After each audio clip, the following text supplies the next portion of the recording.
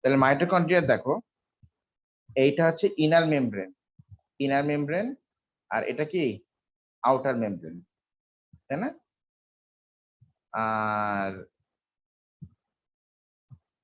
সুরাই কি আমার কথা শুনতে পাচ্ছ? জি স্যার। হ্যাঁ।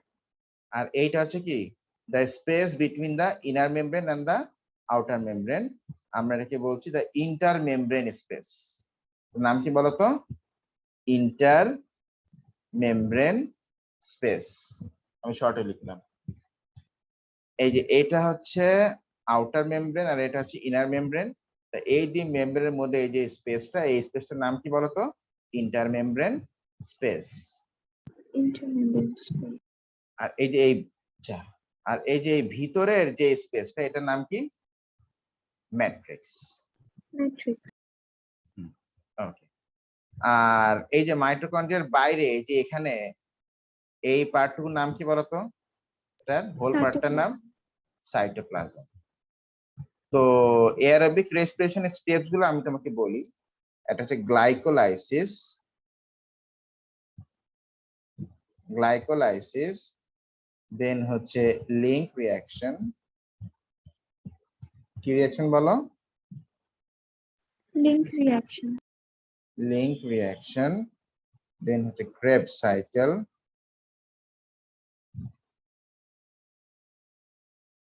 আর হচ্ছে ইলেকট্রন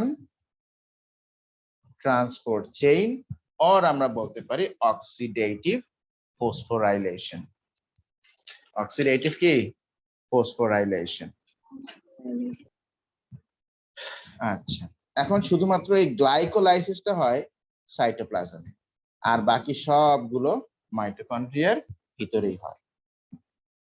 শুধু গ্লাইকোলাইসিসটা বলো কোথায় হয়? শুধু গ্লাইকোলাইসিসটা হয় হচ্ছে সাইটোপ্লাজমে, আর বাকিগুলো কি হয়? মাইটোকন্ড্রিয়ার ভিতরেই হয়। ঠিক আছে কিনা?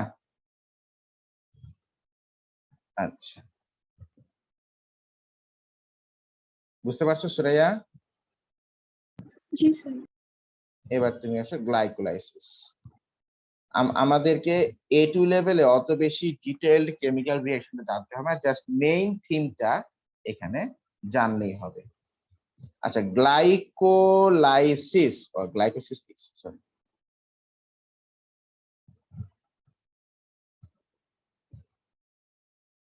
গ্লাইকোলাইসিস মানে হচ্ছে গ্লুকোজের ব্রেকডাউন।